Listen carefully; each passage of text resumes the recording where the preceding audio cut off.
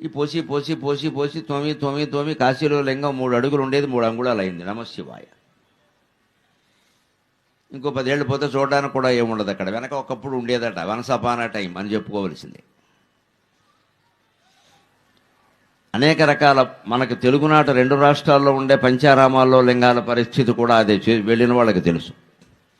ముఖ్యంగా కొన్ని చోట్లయితే కవచం పెట్టి శివుడికి అభిషేకాలు చేయొద్దని చెప్పారు, పైనుంచి పోసుకోండి. ఎందుకంటే లింగం లేకుండా పోతుంది అక్కడ.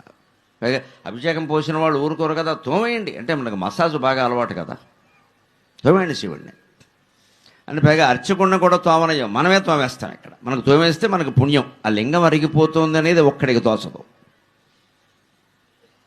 ఎంత దేవుడైనా విగ్రహం విగ్రహమే, మనకు అది గుర్తుపెట్టుకోవాలి.